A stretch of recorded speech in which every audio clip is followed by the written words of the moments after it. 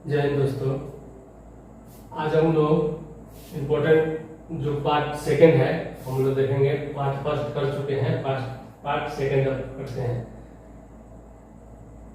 Modulus of plasticity क्या होता है? Without effect of creep. यानी जब क्रीप क्या होता है, ड्यू टू सस्टेन लोडिंग होता है क्रीप, तो अगर हम क्रीप के बिना मॉडुलस ऑफ प्लास्टिसिटी का निकाले, ये इस बराबर कितना होगा? 5000 अंडर रूट एफसी के। एफसी के क्या है? Characteristic strength of concrete after 28 days. और जो मॉडुलस ऑफ इलास्टिसिटी का वैल्यू जो आएगा वो डिफर नहीं होना चाहिए 20% से। ठीक है। Modulus of elasticity of concrete, अब हम लोग क्रीप इफेक्ट करें। इफेक्ट को क्या करेंगे? लेंगे। इसमें विदाउट नहीं ले रहे थे, इसमें कंसीडर करेंगे क्रीप है इसमें।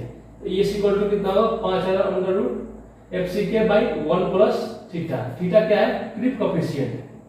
क्रीप कोफिशिएंट क्या होता है? Creep coefficient equal to ultimate creep strain by elastic strain at the age of loading. 7 दिन पर कितना होता है वैल्यू?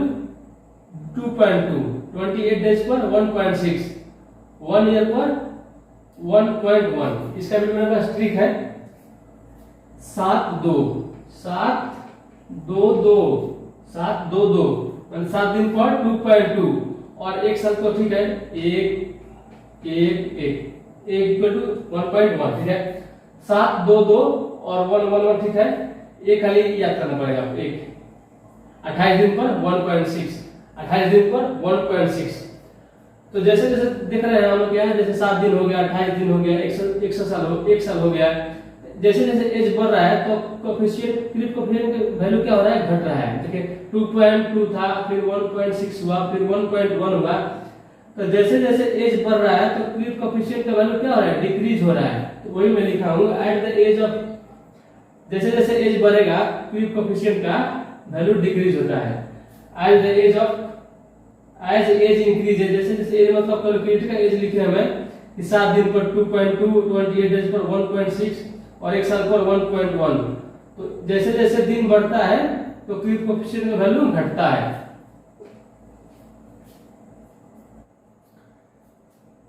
आइए अब हम लोग एटमॉस्फेरिक एक्सपोजर कंडीशन देखते हैं। और मिनिमम ग्रेड कितना यूज होता है एक्सपोजर कंडीशन में, और मिनिमम सीमेंट कंटेंट कितना यूज होता है, और मैक्सिमम वाटर सीमेंट कितना यूज होता है, और मिनिमम कवर कितना रखते हैं। और माइल्ड के केस में इसको नॉर्मल भी लिख सकता है, नॉर्मल कंडीशन। तो माइल्ड केस में मिनिमम आरसीसी कितना यूज होगा? 20, और सीमेंट कंटेंट 300, और मैक्सिमम वाटर सीमेंट रेशियो 0.55, और मिनिमम कवर 20। मॉडरेट, कुछ मॉडरेट है, उसको क्या बोल सकते हैं? Alternate freezing and थॉइंग। Moderate condition में मिनिमम आरसीसी कितना यूज होगा? 25, और पीसीसी M15, और cement content 300, maximum water cement ratio 0.5, minimum cover 30। Sewer condition में क्या होता है, जिसको इमर्ज इन सी वाटर भी लिखते हैं, वो M मिनिमम आरसीसी कितना यूज होगा? M30, और minimum PCC 20, minimum cement content कितना यूज होगा? 300, और मैक्सिमम वाटर सीमेंट रेशियो 0.45, और मिनिमम कवर कितना हो जाएगा? 45। उसके बाद आता है सीवर, वेरी सीवर। सीवर तो हो गया वेरी सीवर, जिसको सी वाटर स्प्रे भी लिखते हैं। तो मिनिमम आरसीसी कितना होगा? M35, और PCC M20, minimum cement content 340, और maximum cement ratio, water cement ratio 0.45, और मिनिमम कवर 50। एक्सट्रीम कंडीशन या टाइडल जोन भी लिखते हैं। तो मिनिमम आरसीसी कितना होगा? M40, और PCC M25, minimum cement content कितना होगा? 360, और मैक्सिमम वाटर सीमेंट रेशियो 0.4, और मिनिमम कवर 75। ठीक है। ये जो डाटा मैं लिखा हूं इस पर, ये इंपॉर्टेंट है। जो पूछता है मिनिमम माइल्ड के लिए, mild, moderate, sewer, very sewer, extreme, ये 4 कंडीशन है। 1 2 3 4 5। Mild moderate sewer very sewer extreme, mild moderate sewer very sewer extreme. Mild के लिए मिनिमम कवर, कवर तो याद करना बहुत इंपॉर्टेंट है, कवर बहुत इंपॉर्टेंट है। कवर पूछता है माइल्ड के लिए कितना होगा, तो 20, 30, 45, 50, 75, 20, 30, 45, 50, 75। Mild moderate sewer very sewer extreme 20, 30, 45, 50, 75। अब देखिए मिनिमम सीमेंट कंटेंट कितना होगा, 300, 300, 320, 300 लिख दिए, 2 क्यों लिख दिए, तो 2 बार 300 आया, ऐसे याद कर सकते हैं हम लोग।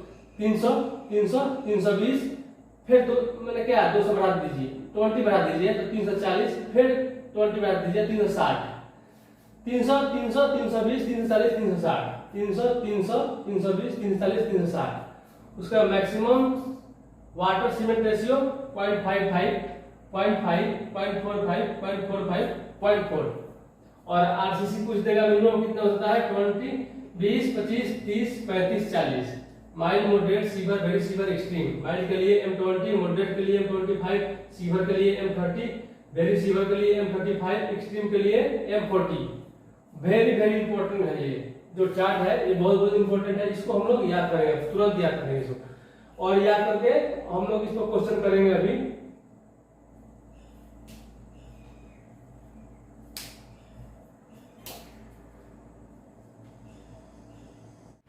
अब हम लोग जो अभी क्वेश्चन बताया था कि मिनिमम आरसीसी में तो इतना ग्रेड का कंक्रीट यूज होता है।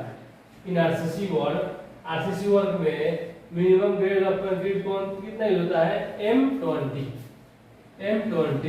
और इन पीसीसी वर्क में मिनिमम ग्रेड कितना होता है, M15। और देखिए अब ये आपका क्रॉस सेक्शन में लिया हूँ किसका, स्टील का, और ये प्लेट है, ठीक है। प्लेट में ये जो रिपीट लगा है इसको क्या बोलते हैं, ये मैं बताऊंगा। इसके पास में जबरदस्त ट्रिक है, और जबरदस्त ट्रिक समझते हैं।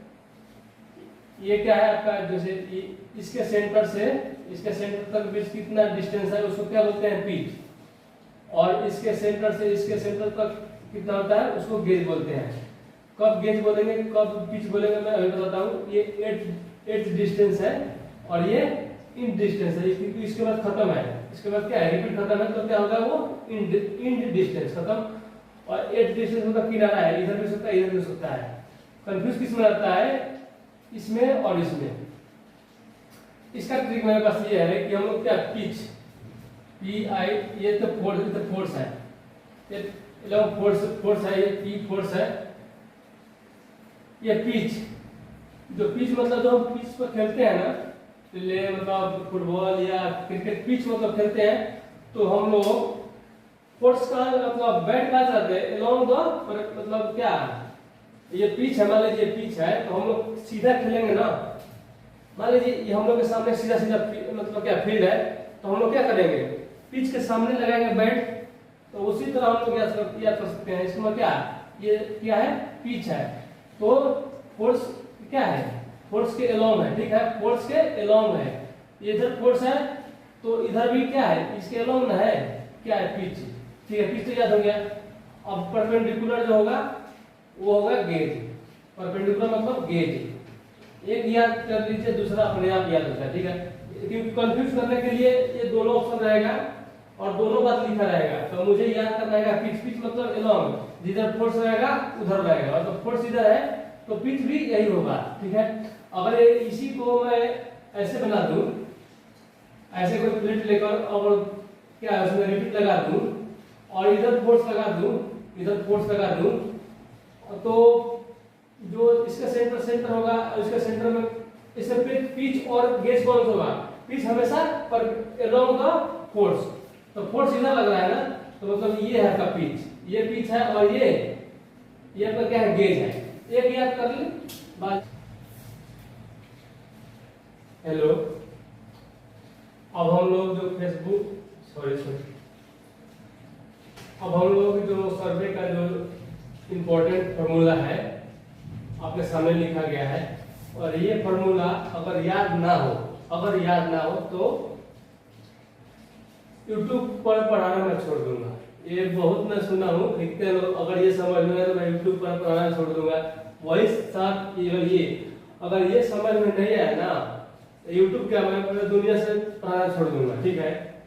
अगर ये समझ में ना आए तब देखिए, हाइट ऑफ इंस्ट्रूमेंट निकालना होगा। अगर हाइट ऑफ इंस्ट्रूमेंट तो जितना आरएल दिया होगा उसमें बीएस को ऐड कर देंगे, ठीक है। हाइट ऑफ इंस्ट्रूमेंट मान लीजिए हमको सर्वे करना है, ये फील्ड है, ठीक है, हमको सर्वे करना है। आरएल आपको दे दिया, आरएल यहाँ फिक्स पॉइंट दे दिया है और मुझे हाइट ऑफ इंस्ट्रूमेंट कितना होगा पता करना होगा, ठीक है। तो मैं क्या करूंगा, यहाँ अपना इंस्ट्रूमेंट सेट करूंगा और जितना आरएल होगा उसका आरएल लेकर और पीछे घूमकर देख लूंगा कितना बैक साइड आ रहा है, ठीक है। बैक साइड का रीडिंग कितना आ रहा है उतना मैं ऐड कर दूंगा। तो हाइट ऑफ इंस्ट्रूमेंट मुझे निकल जाता है ऐसे। और ये back bearing equal to fore bearing plus minus 180, इसका ट्रिक है, ठीक है। If back bearing is given, if for bearing is given the quadrature system, then or if for bearing is given in अगर for bearing given quadrature system है, then back bearing changes east west और north south। True bearing क्या होता है, magnetic bearing plus minus declination, ठीक है। Positive का होगा ईस्ट होगा तब और निगेटिव का होगा वेस्ट।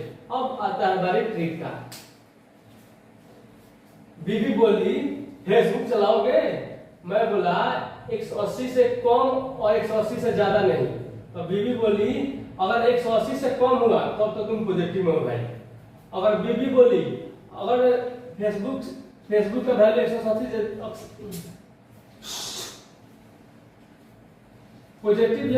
पॉजिटिव का होगा जब फेसबुक, बीबी बोली अगर फेसबुक का वैल्यू अगर 180 से कम है तो तुम तो पॉजिटिव में सेफ हो। अगर तुमने 180 से ज्यादा चला दिया फेसबुक तो तुम माइनस में हो, ठीक है। बीबी क्या बोली, बीबी बोली कि तुम 180 से कम चलाओगे फेसबुक तो तुम पॉजिटिव में होगे, अगर 180 से ज्यादा चलाओगे तो तुम नेगेटिव में हो। तो अगर फेसबुक का वैल्यू 180 से क्या होगा, 180 से कम होगा तो पॉजिटिव में आएगा, 180 से ज्यादा होगा तो नेगेटिव में आएगा, ठीक है। ये तो हो गया बहरहाल, ये तो हो गया बहरहाल। अगर फेसबुक क्वाड्रेटर सिस्टम में हो तो बैक बीबी, अगर फेसबुक क्वाड्रेटर सिस्टम में हो, क्यूबी में हो, इसको क्यूबी बोलते हैं, क्यूबीएस क्वाड्रेटर सिस्टम में बोलते हैं। तो अगर फेसबुक क्वाड्रेटर सिस्टम में है बा तो बीबी बोली तुमको ईस्ट या नॉर्थ में ईस्ट वेस्ट में चेंज कर दूंगा और नॉर्थ साउथ में चेंज कर दूंगा। एक और ट्रिक आता है, यह टीवी, जो टीवी देखते हैं वो एमबी खाता है और प्लस माइनस डिक्लिनेशन होता है, ठीक है। टीवी चलाओगे तो एमबी खाएगा, एमबी खत्म होगा, टीवी चलाएंगे तो एमबी खत्म होगा और प्लस माइनस डिक्लिनेशन। और डिक्लिनेशन कब आएगा, जब वैल्यू पॉजिटिव ईस्ट में हो और वैल्यू नेगेटिव का होगा जब वेस्ट में हो। टीवी चलाओगे एमबी क्या होगा, खत्म होगा और प्लस में डिक्लिनेशन। प्लस कब होगा, जब ईस्ट में हो, इजी हो, और नेगेटिव कब होगा, जब वेस्ट में हो। सबसे ये मुझे अच्छा लगता है। बीबी बोली फेसबुक चलाओगे, मैं बोला 180 से कम नहीं, 180 से ज्यादा नहीं। 180 से अगर ज्यादा हो गया तो 180 से अगर ज्यादा हो गया तो तुम नेगेटिव में हो गया, 180 से ज्यादा हो तो नेगेटिव में हो जाएगा। अगर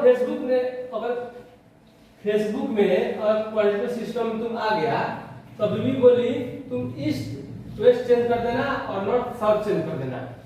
ये है इंपॉर्टेंट, ठीक है। इसमें कंफ्यूज होता है कि फेसबुक दिया है क्वाड्रेटर सिस्टम में तो बैक ग्रीन में चेंज कीजिए, तो मैं क्या करूंगा, ईस्ट जो होगा वेस्ट से चेंज कर दूंगा, नॉर्थ साउथ से चेंज कर दूंगा, बराबर।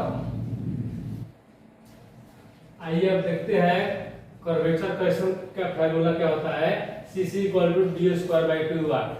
अब इस बार एसएससी जेई में, एसएससी जेई 2022 तो डायरेक्ट फार्मूला कुछ दिया था कि इस कर्वेचर क्वेश्चन का फार्मूला क्या होता है, d²/2r। इस वजह से जेई में पूछा था, ठीक है। तो कर्वेचर क्वेश्चन कितना होगा, d²/2r। अगर r का वैल्यू 6370 किलोमीटर ले ले तो कितना वैल्यू है cc का, -0.07849 d² किलोमीटर में, ठीक है। इफेक्ट और करेक्शन, ये बहुत इंपॉर्टेंट है। कर्वेचर करेक्शन में इफेक्ट क्या होगा, पॉजिटिव और करेक्शन नेगेटिव। रिफ्लेक्शन करेक्शन क्या होता है, C R equal to 1/7 CC, तो 0.01121 डी स्क्वायर। इसका इफेक्ट क्या होगा, रिफ्लेक्टर करेक्शन का पॉजिटिव और नेगेटिव और करेक्शन पॉजिटिव। अगर सीसी और सीआर को ऐड कर दे तो डायरेक्ट वैल्यू पूछ लेता है किसी एग्जाम में कि सीसी और सीआर को कंबाइंड रूट बोलते हैं, इसके फार्मूला के इसका वैल्यू कितना होगा 0.0672 डी स्क्वायर। अगर सीसी और सीआर का मतलब क्या रेशियो पूछ दे, सीआर और सीसी का, तो 1/7 और सीसी इक्वल टू कितना हो जाएगा 7 सीआर, ठीक है। CC equal to 7 into CR, ये तो हो गया आपका इंपॉर्टेंट फार्मूला है और इस पर नंबर पूछता है, ठीक है। तो हम लोग याद कर लिए। अब हम लोग प्रिज्मेटिक कंपास और सर्वेयर कंपास में डिफरेंस देखते हैं, ये भी बहुत इंपॉर्टेंट है टॉपिक, प्रिज्मेटिक कंपास और सर्वेयर कंपास। प्रिज्मेटिक कंपास इसको भी मैं ठीक बताऊंगा बाद में। प्रिज्मेटिक कंपास क्या होता है, जीरो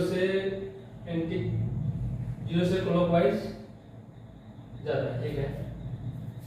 पहले प्रिज्मेटिक कंपास बताता हूँ। प्रिज्मेटिक कंपास क्या होता है, measure WCB whole circle bearing measure करता है पूरा 0 से लेकर 360 WBC सॉरी, वो तो व्हाइट बोर्ड से मैंने टॉपिक में पढ़ाया है किसी।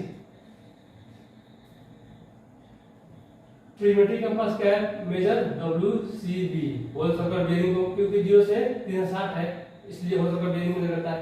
लिस्ट काउंट कितना है इसका, लिस्ट काउंट है 30 मिनट्स, मतलब आधा घंटा इसका लिस्ट काउंट है। एक gate cap is fitted with it prismatic compass, एक gate cap is fitted with prismatic compass. Box is made of brass, तो इसका बॉक्स है वो किसका बना होता है, ब्रास का। और prism is used as eye vane and object vane, prism को यूज करते हैं देखने के लिए, आई वेन और ऑब्जेक्ट वेन के लिए। Magnetic needle is placed above graduated aluminium ring, जो एल्युमिनियम रिंग के ऊपर जो मार्किंग रहता है उसके ऊपर क्या मैग्नेटिक नीडल रहता है, ठीक है। और ग्रेजुएशन आर इन्वर्टेड, जो ग्रेजुएशन है इन्वर्टेड है, जैसे देखते हैं 0 है तो 0 है ना 90 180 और 270, क्या है ये इन्वर्टेड है। और needle is broad type, needle क्या है ब्रॉड टाइप का है। और sighting and reading of bearing taken simultaneously. अब आते हैं सर्वेयर कंपास में, जो ऊपर क्या होता है 0 और नीचे 0 और वेस्ट में 90 और ईस्ट में 90। तो देखिए क्या होता है, ये क्या मेजर करता है 0 से 90 डिग्री। लिस्ट काउंट कितना है इसका 15 minute. Needle is edge bar type, ठीक है। और graduation circle is attached with box and rotate along with the line of sight.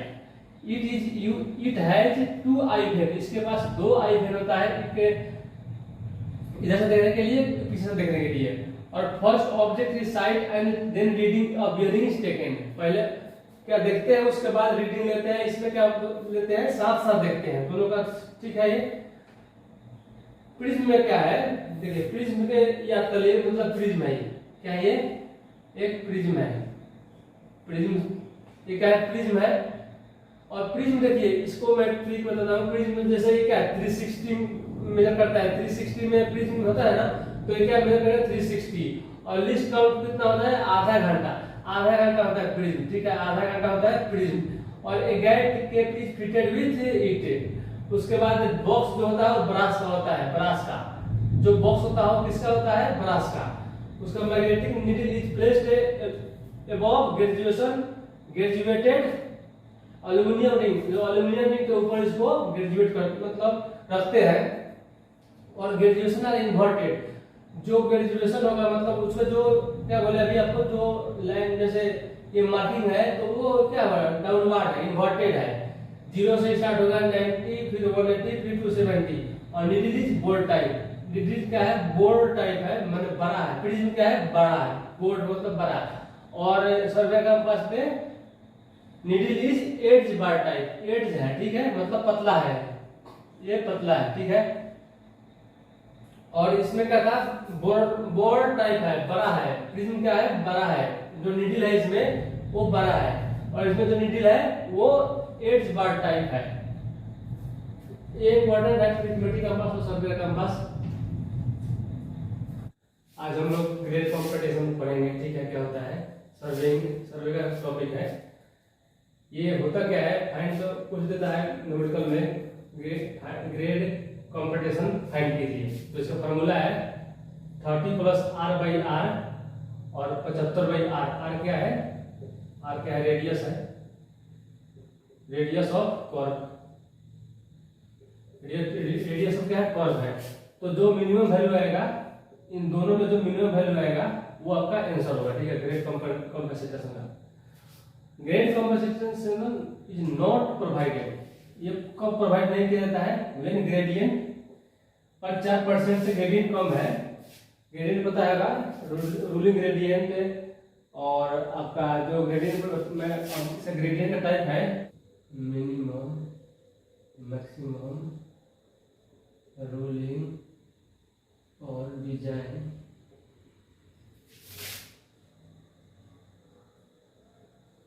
ABE, RAG average और जो ग्रेडियंट है वो कितने प्रकार का होता है, 5 प्रकार का होता है। जो पहला होता है मिनिमम, मैक्सिमम और रूलिंग, जिसको डिजाइनिंग बोलते हैं, और एवरेज और एक्सेप्शनल। जब इन 4-5 में से जो ग्रेडियंट होगा वो 4% से कम आता है तो ये ग्रेड कंपनसेशन नहीं प्रोवाइड करते हैं, ठीक है। जो मिनिमम वैल्यू है 30 + r/r और 75/r, जो मिनिमम वैल्यू होगा वो आपका ग्रेड कंपनसेशन होगा। अब जो जितने टाइप का टेस्ट होता है हाईवे इंजीनियरिंग में वो हम देखेंगे अभी तुरंत। जितना टेस्ट है मैं अभी इसको एक्सप्लेन करूंगा। सबसे पहला टेस्ट होता है प्लेट लोड टेस्ट। ये इसका यूज क्या होता है, to find out the supporting capacity of soil का कैपेसिटी कितना है। जैसे कि हम लोग जैसे क्या रोड जब बनता है तो उसका टेस्ट चेक करते हैं, ठीक है, कितना उसका कैपेसिटी है, उस लेयर का सॉइल का जो लेयर है उसकी कितना कैपेसिटी है वो हम लोग टेस्ट करते हैं, प्लेट लोड टेस्ट है। और use to determine modulus of software reaction, और कितना रिएक्शन आता है उसको हम लोग यूज करते हैं प्लेट लोड टेस्ट से। दूसरा है कैलिफोर्निया बेयरिंग रेशियो टेस्ट, जिसको CBR टेस्ट भी बोलते हैं। इसका यूज कहाँ होता है, to find out the stability of material to be use in different pavement layer. और दूसरा यूज होता है इसका relative strength of paving materials. ये किसी एग्जाम में पूछा था, relative strength of paving materials कौन सा टेस्ट यूज होता है, कैलिफोर्निया बेयरिंग रेशियो टेस्ट, जिसको CBR टेस्ट भी बोलते हैं। और दूसरा यूज क्या होता है, use to find the thickness of flexible pavement. जो फ्लेक्सिबल पेवमेंट 2 प्रकार का होता है, एक फ्लेक्सिबल एक रिजिड। रिजिड पेवमेंट होता है वो सीमेंट कंक्रीट वाला, और फ्लेक्सिबल होता है आपका जो ये बिटुमिन का बनता है पेवमेंट, उसको फ्लेक्सिबल बोलते हैं, और रिजिड बोलते हैं कंक्रीट का। इसको CBR को टेस्ट करने का apparatus कौन सा यूज होता है, 150 mm का मोल्ड यूज होता है और 50 mm का प्लंजर यूज होता है। अब कैलिफोर्निया बेयरिंग रेशियो टेस्ट का CBR का हम लोग फॉर्मूला देखते हैं अभी। CBR का फॉर्मूला क्या होता है, लोड फॉर 2.5 mm और 5 mm पेनिट्रेशन बाय एग्रीगेट या सॉइल भी हो सकता है। Load for 2.5 mm penetration taken by standard aggregate या सॉइल इन 200। ये CBR का फॉर्मूला पता करने के लिए है। अब हम लोग क्रशिंग टेस्ट देखते हैं क्या होता है। सबसे पहले तो क्रशिंग टेस्ट किसके लिए यूज होता है, यूज टू फाइंड हार्डनेस के लिए यूज होता है क्रशिंग टेस्ट। एपरेटस कौन होता है, एपरेटस उसका मोल्ड होता है 12.5 सेंटीमीटर का डाया उसका होता है मोल्ड का। इस बार SSC JEE 2022 ये पूछा था, बिफोर क्रशिंग टेस्ट में बिफोर पास किसे करते हैं और रिटर्न किस पर करते हैं। 12.5 से पास होना चाहिए और रिटर्न 10 mm पर होना चाहिए, ये इस बार क्वेश्चन पूछा था। और जब टेस्ट हो जाएगा, जैसे क्रशिंग मैंने क्या लोड अप्लाई करेंगे 4 टन का, और जो आफ्टर टेस्ट वो 2.36 से पास होना चाहिए mm से। इसका वैल्यू क्या है, बेयरिंग सरफेस के लिए और क्रशिंग का वैल्यू 45% से ज्यादा नहीं होना चाहिए, और सरफेस कोर्स के लिए जिसको वेयरिंग कोर्स भी बोलते हैं 30% होता है। सबसे पहले जो ये कोर्स होता है बेयरिंग कोर्स, सरफेस कोर्स, ये मैं बताता हूँ। जैसे कि सबसे ऊपर क्या होता है, जैसे कि क्या होता है जो पेमेंट बनता है वो पेमेंट का लेयर पता होना चाहिए। क्या होता है, कितने पेमेंट का लेयर है। आइए, पांच लेयर होता है। सबसे पहले होता है सब ग्रेड, सब बेस, बाइनर कोर्स, उसके बाद सबसे ऊपर सरफेस कोर्स या वियरिंग कोर्स भी बोलते हैं, वियरिंग, WARING, वियर मतलब सहना। तो इसमें कंफ्यूज रहता है, इसका मैं ट्रिक बताता हूँ। सब ग्रेड, ग्रेड मतलब क्या है, ग्राउंड, ग्रेड मतलब ग्राउंड। जो सबसे नीचे है वो ग्राउंड है। तो क्या होता है, सबसे पहले सबसे नीचे क्या होता है, सब ग्राउंड, सब ग्रेड, ग्रेड से याद करेंगे ग्राउंड, सब ग्रेड से ग्राउंड। तो सबसे नीचे क्या होता है, सब ग्रेड, उसके ऊपर सब बेस, उसके ऊपर बेस, उसके ऊपर बाइनर, उसके ऊपर सरफेस कोर्स। तो जो अब हम लोग क्या करते हैं, मटेरियल यूज करते हैं, एग्रीगेट हो गया, बिटुमिन हो गया। तो इसका टेस्ट करते हैं। तो हम लोग क्या बेयरिंग कोर्स जो ऊपर सरफेस में लगाएंगे तो क्रॉसिंग टेस्ट का वैल्यू कितना ज्यादा नहीं होना चाहिए, 45% से ज्यादा नहीं होना चाहिए। और जो वियरिंग कोर्स में होगा उसका 30% होता है। आइए हम नेक्स्ट क्या देखते हैं, इंपैक्ट टेस्ट क्या होता है, यूज टू फाइंड टफनेस। ये टफनेस और हार्डनेस, टफनेस क्या होता है, टफनेस क्या होता है, जो फेल करेगा जो मटेरियल वो वार्निंग नहीं देगा कि मैं कब फेल करूंगा। जैसे ग्लास होता है, ग्लास क्या है, चौक, ये सब क्या है, ये सब टफनेस मटेरियल है। जैसे पट से टूट जाता है कोई, उसी को बोलते हैं क्या, टफनेस। तो इंपैक्ट टेस्ट होता है वो किसके लिए होता है, find the toughness of material, ठीक है। ये तो टफनेस क्या होता है। हार्डनेस बोलते हैं जिसको कितना स्क्रैच करते हैं, इस नाखून से स्क्रैच करते हैं, वो बताता है कितना हार्ड है, मटेरियल कितना हार्ड है। जैसे ये क्या है, ये हार्ड मटेरियल है, ठीक है, इस पर क्या कोई इफेक्ट नहीं पड़ रहा है। और टफनेस होगा जो कोई वार्निंग नहीं देगा और टूट जाएगा। इंपैक्ट टेस्ट उसी के लिए होता है। और जो हम लोग एग्रीगेट यूज करते हैं हाईवे में इंपैक्ट टेस्ट करने के लिए, तो find toughness. Weight of hammer कितना होता है, 13.5 से 14 kg, 13.5 से 14 kg, मतलब 13.5 to 14 kg। और फ्री फाइल कितना हुआ, 38 सेंटीमीटर। मतलब वो टेस्ट ऐसे उठा के फिर ऐसे छोड़ते हैं, ऐसे उठा के ऐसे छोड़ते हैं। आप लोग किए होंगे कॉलेज में या पॉलिटेक्निक कॉलेज में या बीटेक वाले भी किए होंगे इंपैक्ट टेस्ट। जैसे वेट हैमर कितना होता है उसका 13.5 से 14 kg, और फ्री फाइल कितना करते हैं उसको 38, और कितने बार उसको गिराते हैं, 15 टाइम्स। उसको देखिए क्या करते हैं, बिफोर टेस्ट है, जैसे उसको अब एग्रीगेट लेना है, उसको 12.5 और रिटेन 10 mm, ये जितना भी टेस्ट होगा ये सब में पहले क्या है, सब में कॉमन है ये बात, ये दोनों बात सब में कॉमन है कि किससे पास करना है, 12.5 और 10 mm से रिटर्न करना है। इसको याद कर लीजिएगा क्योंकि जितना टेस्ट करेंगे, जितना एग्रीगेट हम लोग टेस्ट करेंगे, तो पहले क्या करेंगे, वो 12.5 mm सीप से क्या करेंगे, पास करेंगे, और रिटर्न 10 mm पर करेंगे। और जैसे टेस्ट कर लेंगे तो जो मटेरियल जो क्या सैंपल बचेगा उसको किससे पास करेंगे, 12.5। ये भी सब में कॉमन है, ये दोनों बात सब में कॉमन है कि 12.5 से पास करना है और 10 mm पर रिटर्न करना है। और जो मटेरियल जो टेस्ट हो जाएगा तो 2.36 से पास करना है। इंपैक्ट टेस्ट का जो वैल्यू होता है बिटुमिन बाउंड मैकेडम के लिए 35% होता है।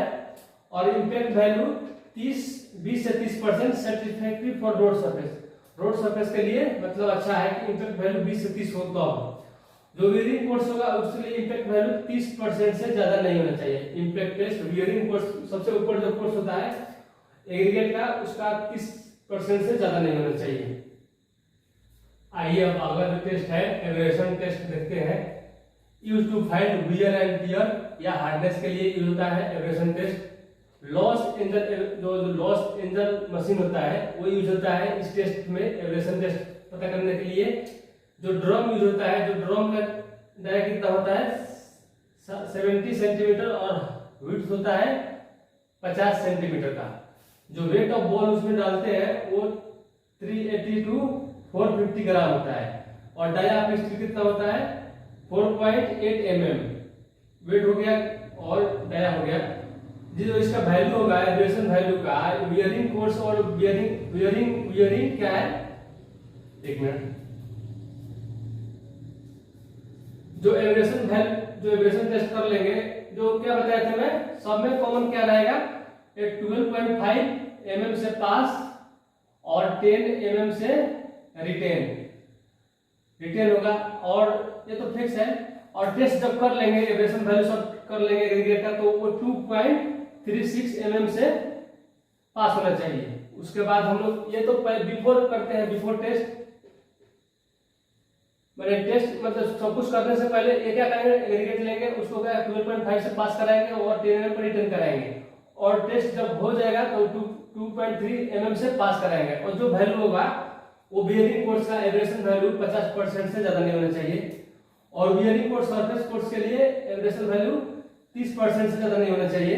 कोफिशिएंट ऑफ हार्डनेस क्या होता है, coefficient of hardness 20 minus loss in wait by 3, ठीक है, ये फार्मूला है कोफिशिएंट ऑफ हार्डनेस पता करने के लिए, वो कितना हार्ड है मटेरियल, तो 20 माइनस लॉस इन वेट ये क्या होगा ग्राम में, ठीक है, ये ग्राम में होगा by 3, 20 minus loss of weight by 3, इसको ऐसे याद करिएगा। क्या होता है कंफ्यूजन, 20 माइनस ये लॉस ऑफ वेट ये बाय 3 मत कीजिएगा इसको, ठीक है, ऐसा मत कीजिएगा, ऐसा कीजिएगा, 20 पहले लिखिएगा, लॉस इन वेट बाय 3 कर दीजिएगा, उसके बाद सब कीजिएगा। ऐसे करने से क्या होगा, आंसर कभी कभी गलत है, लेकिन ये प्रोसेस सही है, ठीक है, 20 minus loss in wait by 3। अब आइए साउंडनेस टेस्ट समझते हैं क्या होता है। Soundness test use against wearing against weathering के लिए साउंडनेस टेस्ट करते हैं। यू टू फाइंड ड्यूरेबिलिटी पता करने के लिए साउंडनेस टेस्ट करते हैं। साउंडनेस टेस्ट आपका एग्रीगेट लेके बता रहा है कि कितना ड्यूरेबल है, कितना दिन चलेगा, उसके लिए साउंडनेस टेस्ट करते हैं। जो साउंडनेस टेस्ट एग्रीगेट क्या करते हैं, उस सैंपल को मैग्नीशियम सल्फेट और सोडियम सल्फेट में 16 से 18 घंटा उसको क्या डिप करके रखते हैं और फिर निकालते हैं, और ये निकालना और फिर डालना 16 घंटा 18 घंटा बाद ये 10 बार इसको रिपीट करना है, 10 बार इसको रिपीट करना है। और सोडियम सल्फेट का वैल्यू जो होता है वो 12% से ज्यादा नहीं होना चाहिए, और मैग्नीशियम सल्फेट का 18% से ज्यादा नहीं होना चाहिए। और जो टेस्ट करेंगे तो 10 बार इसको करेंगे रिपीट, एग्रीगेट लेंगे, उसको केमिकल में डालेंगे मैग्नीशियम सल्फेट और सोडियम सल्फेट सॉल्यूशन में निकालेंगे, उसको साफ करेंगे, फिर उसको डालेंगे और फिर साफ करेंगे, ऐसे 10 बार करना है, और ये साउंडनेस टेस्ट होता है। आइए अब सेफ टेस्ट देखते हैं। सबसे इम्पोर्टेंट टेस्ट है, पूरा जितना हाईवे में जो टेस्ट होता है सबसे इम्पोर्टेंट टेस्ट सेफ टेस्ट होता है। Shape test use to find flatness index, elongation index और एंगुलरिटी नंबर, ये पता करने के लिए सेफ टेस्ट यूज करते हैं। फ्लैटनेस इंडेक्स क्या होता है, जिसका वैल्यू 0.6 से कम नहीं होना चाहिए, 0.6 को 3/5 भी लिखते हैं ऑफ मीन डायमेंशन या मैक्सिमम डायमेंशन। फ्लैटनेस इंडेक्स का वैल्यू 0.6 से कम होता है, ठीक है, इसके मीन डायमेंशन से। और इलोंगेशन इंडेक्स क्या होता है, ग्रेटर देन 1.8, जो वो 9.5 भी लिखते हैं मैक्सिमम डायमेंशन का। Flatness index said to be elongation if its length is twice its mean side. Flatten जो देखिए फ्लैटिन क्या होता है, जो ऐसे का हो, ठीक है, इसका क्या हो, जो लेंथ हो वो ज्यादा हो, इलोंगेशन क्या हो, ये इलोंगेशन है, ठीक है। इलोंगेट मतलब फ्लैटिन का पतला चीज होता है, पतला, जैसे कि कैसे बताऊं, इतना, जैसे कि ये क्या है, ये फ्लैट, जैसे ये मैं एग्रीगेट मानता हूँ, एग्रीगेट तो ऐसे करूंगा तो क्या होगा, फ्लैटिन पतला है, कितना पतला है, अगर दो ऐसे कर दूंगा तो इलोंगेशन के फॉर्म में आ जाएगा। तो मैं दो ऐसे जिसका मोटा क्या है, तो जिसका थिकनेस ज्यादा हो उसको इलोंगेशन बोलते हैं, फ्लैटनेस जिसका पतला हो, और मतलब साइज सेम रहेगा लेकिन क्या थिकनेस इसका पतला रहेगा, थिकनेस इसका ज्यादा रहेगा, यही अंतर होता है फ्लैटनेस इंडेक्स और इलोंगेशन एग्रीगेट में, ठीक है। तो फ्लैटनेस इंडेक्स कितना होता है, less than 0.6 its mean size, और elongation index greater than 1.8 its mid size. Flatness index को इलोंगेशन इंडेक्स कब कर सकते हैं, जब इसका लेंथ है ट्वाइस इट्स मीन साइज का हो, और एंगुलरिटी नंबर 0 से 11 नंबर होता है, 0 से 11 तक एंगुलरिटी नंबर को हम रिप्रेजेंट करते हैं। और जीरो जो होता है फॉर एग्लोटिंग नंबर राउंडेड एग्रीगेट के लिए, राउंडेड कैसे, राउंड मतलब गोल, तो मतलब जो गोल है क्या है, जो मतलब गोल है वो जीरो, जीरो ये क्या है, जीरो है, तो राउंडेड, ये राउंडेड एग्रीगेट भी है, तो इसको मैं जीरो, तो इसको मैं ऐसे याद करने के लिए मैं बता रहा हूँ, जैसे ये क्या है, राउंडेड है, तो इसका वैल्यू कितना होना चाहिए, जीरो, ठीक है। और जो दूसरा होगा वो होगा आपका 11। If a wide content in aggregate 33% हो तो एग्लोटिंग नंबर जीरो होता है। अगर वाइड कंटेंट एग्रीगेट में 33% हो तो एग्लोटिंग नंबर कितना रहेगा आपका जीरो। अगर वाइड कंटेंट एग्रीगेट में 44% हो तो एग्लोटिंग नंबर कितना रहेगा 11। समझ में आया? जैसे एग्लोटिंग नंबर 0 से 11 होता है, और जिसमें वाइड, जैसे एग्रीगेट में कितना वाइड है, अगर 30% है तो उसका एग्लोटिंग नंबर कितना करेंगे, जीरो।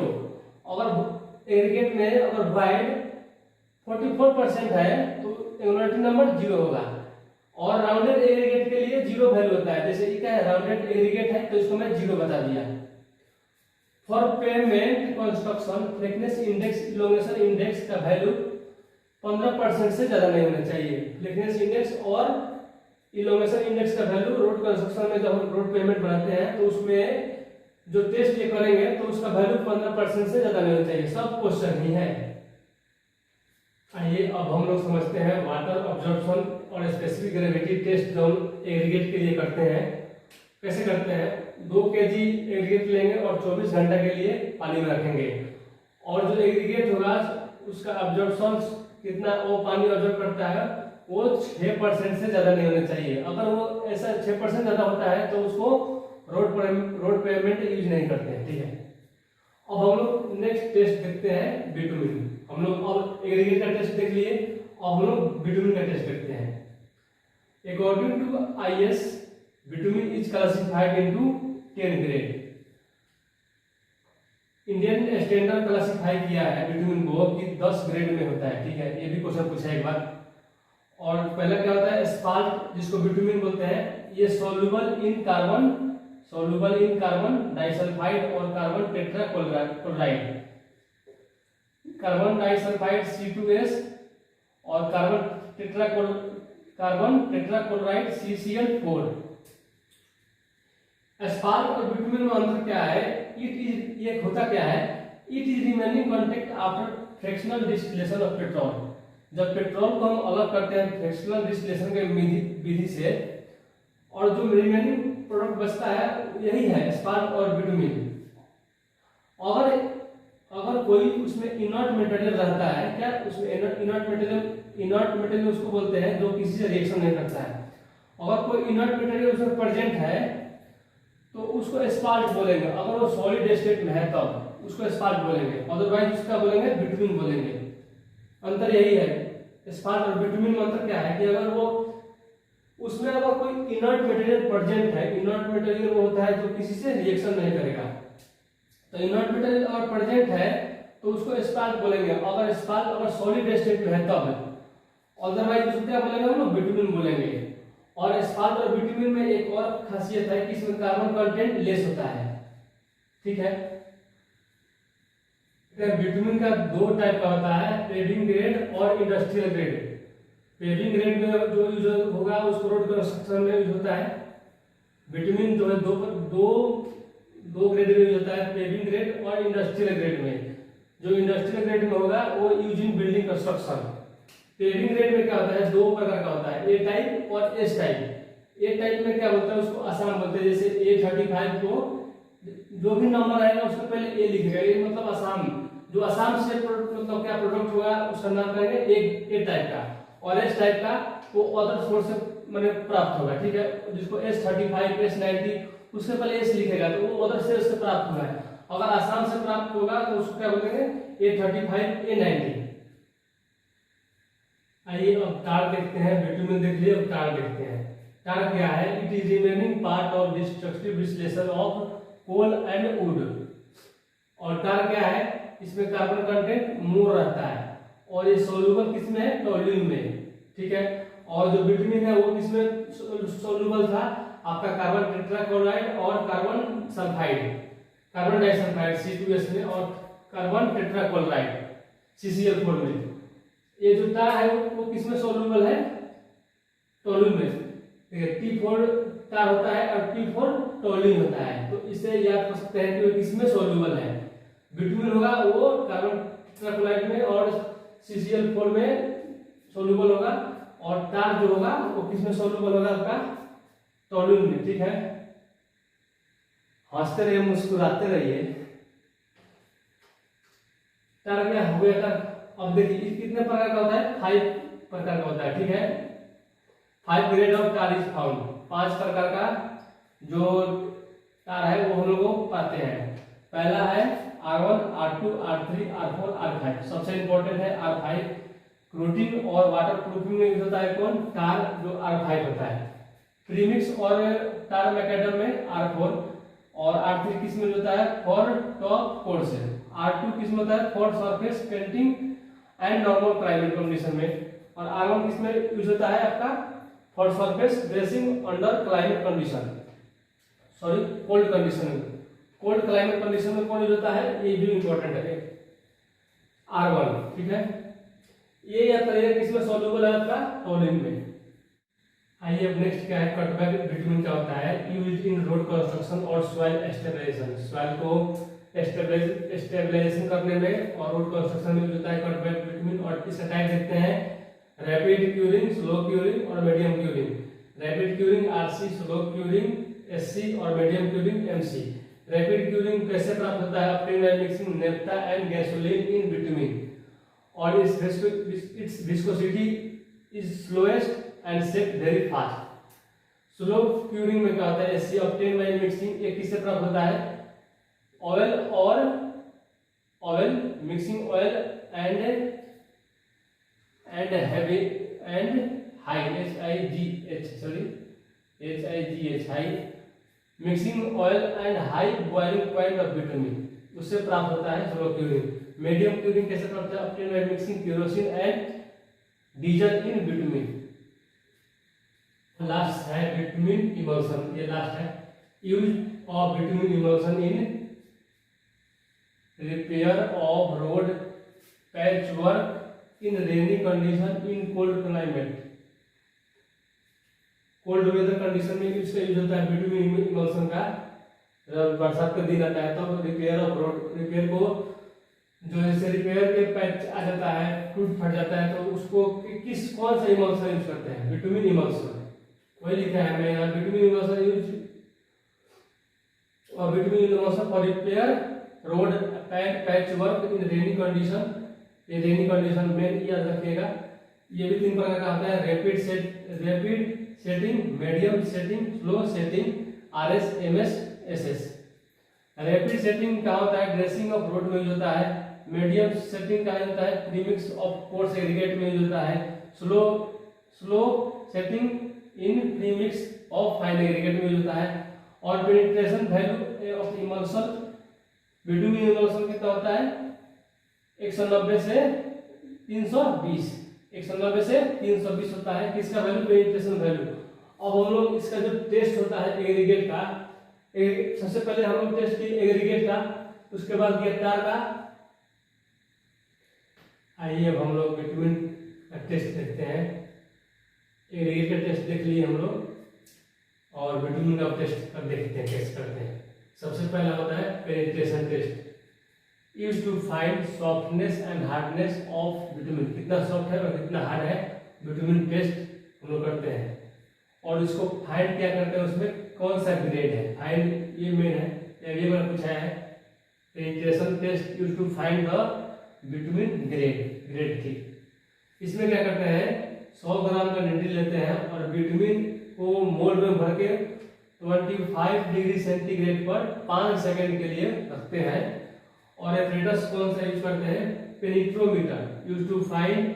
और जो इसमें रीडिंग लिखा रहता है टोटल पेनिट्रेशन 1/10 इंटू 100। मान लीजिए किसी वैल्यू 100 आ गया तो 1/10 से मल्टीप्लाई कर देंगे। अगर 50 आएगा तो 1/10 इंटू 50 इक्वल टू 5, उसका वैल्यू 5 होगा।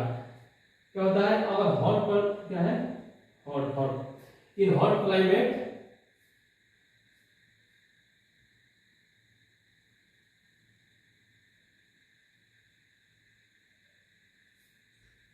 In hot climate condition, hot climate में यूज लो पेनिट्रेशन वैल्यू, क्या लो penetration value of vitamin, vitamin का जो लो होगा सबसे वैल्यू वो हॉट क्लाइमेट में हम लोग यूज करते हैं, और कोल्ड क्लाइमेट में use high penetration value of vitamin. जैसे कि ये वैल्यू भी एक बार पूछा है एग्जाम में कि हॉट क्लाइमेट में वैल्यू कितना होता है 30/40 और कोल्ड क्लाइमेट में 80/100, 80/100 और 30/40, हॉट में या कोल्ड में, हॉट में 30/40 और कोल्ड में 80/100। आइए दूसरा टेस्ट देखते हैं हम लोग, क्या डक्टिलिटी टेस्ट। ये डक्टिलिटी टेस्ट किसके लिए होता है? टू फाइंड एडेसिव प्रॉपर्टी और कूलिंग पावर ऑफ विटामिन। जैसे उसका डक्टिलिटी कितना, डक्टिलिटी मतलब होता है किसी, जैसे किसको खींचना, ठीक है, तो डक्टिलिटी पता करने के लिए हम क्या करते हैं, एडेसिव प्रॉपर्टी यूज करते हैं, एडेसिव प्रॉपर्टी यूज करते, और कूलिंग पावर ऑफ विटामिन देखते हैं। इसमें क्या होता है, डक्टिलिटी ऑफ विटामिन और टार, किसका ज्यादा होता है? टार का। देखिए टी ज्यादा है, और याद करने के लिए मैं ट्रिक बता रहा हूँ, बी क्या है, बी का वैल्यू कितना होता है 2 और टी का वैल्यू 20, तो 20 क्या है, ज्यादा है, ऐसे याद कर सकते हैं इसको। डक्टिलिटी किसका ज्यादा है? टार का ज्यादा है विटामिन कंपेयर में। और रोड कंस्ट्रक्शन कितना होता है? 50 सेंटीमीटर से कम नहीं होना चाहिए, ठीक है, 50 सेंटीमीटर मतलब क्या। और इसका वैल्यू देखिए, डक्टिलिटी किस में मेजर इन, किस में मेजर करते हैं इसको? सेंटीमीटर में। ये भी क्वेश्चन पूछता है एक बार कि डक्टिलिटी किस में मेजर करते हैं? सेंटीमीटर में। तो रोड कंस्ट्रक्शन में 50 सेंटीमीटर से कम नहीं होना चाहिए। एपरेटस कौन सा यूज होता है? Cooling device with clip extender briquette of vitamin, ठीक है। Vitamin is placed in container and placed in water at 27 degree centigrade for 80 to 95 minutes के लिए। स्ट्रेच, इसको स्ट्रेच करेंगे कब तक? जब इसका क्रॉस सेक्शन 10/10 mm ना हो जाए। जैसे इसका क्या है, इसका क्रॉस सेक्शन ज्यादा है, मैंने ये क्या है, जैसे ये दो, इसको टेस्ट करने के लिए मैं एक वीडियो देखा था इसका, जैसे कि एक ब्रिकेट ये मोड़ होता है, एक तरफ से पकड़ता है, एक तरफ पकड़ता है इधर, और दोनों इक्वली खींचते हैं, ठीक है, और इसका क्रॉस सेक्शन जब तक खींचते रहेंगे तब तक इसका 10/10 ना हो जाए, इसी टेस्ट करने के लिए। तो डक्टिलिटी का वैल्यू होता है वो 50 से 5 से कितना है, अजीब, जो डक्टिलिटी का वैल्यू है वो 5 से 100 के बीच में होता है। ग्रेड कितना होता है? S35 का डक्टिलिटी 50 और S45 का 75। अगला पॉइंट है flash and fire point of, flash and fire point test करते हैं किसका? एपरेटस कौन सा यूज करते हैं? पेन स्काई मेट्रल एपरेटस यूज करते हैं। Flash and fire point for close Pensky Martens apparatus 175 degree centigrade. Solubility test किसके लिए होता है? Use to find percent of impurity in bitumen, कितना उसमें कचरा है, और विटामिन में इम्प्योरिटीज का वैल्यू 1% से ज्यादा नहीं होना चाहिए, और वाटर ऑब्जर्वेशन कितना 0.02% से ज्यादा नहीं होना चाहिए। Specific gravity of vitamin very important है। स्पेसिफिक ग्रेविटी विटामिन का कितना है? 0.97 to 1.02, और specific gravity of tar 1.1 to 1.25। जैसे जैसे स्पेसिफिक ग्रेविटी बढ़ता है तो हाइड्रोकार्बन का परसेंटेज भी बढ़ता है, ठीक है, ये आपका इंपॉर्टेंट था। और जो विटामिन का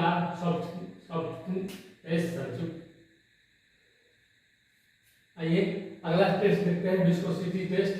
ये किसके लिए होता है? Use to find flow resistance, कितना फ्लो होने में वो रेसिस्ट करता है, वो सॉफ्टनिंग टेस्ट उससे लिए करते हैं। इसका एपरेटस कौन सा होता है? ऑफिस टाइप या विस्कोमीटर 50 mm फ्लास्क का होता है, और इसका रिजल्ट किस में आता है? सेकेंड में। ये इंपॉर्टेंट है इसका कि विस्कोसिटी टेस्ट जो हम लोग करते हैं किस में करते हैं? सेकेंड में करते हैं। Softening point test, softening point किससे करते हैं? इसलिए करते हैं use to determine softening point of vitamin, कितना सॉफ्ट है विटामिन, उसके लिए यूज करते हैं। एपरेटस तो मतलब मैंने वेरी इंपॉर्टेंट है। मैंने पूरा टेस्ट में जो ये इसका जो ये जो इंस्ट्रूमेंट यूज होता है एपरेटस, ये इंपॉर्टेंट है सॉफ्टनिंग पॉइंट के लिए। Higher softening point indicates lower temperature susceptibility.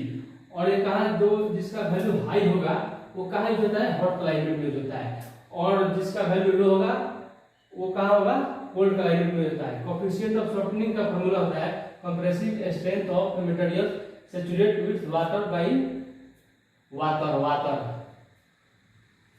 Coefficient of softening का होता है compressive strength of material saturated with water by dry state.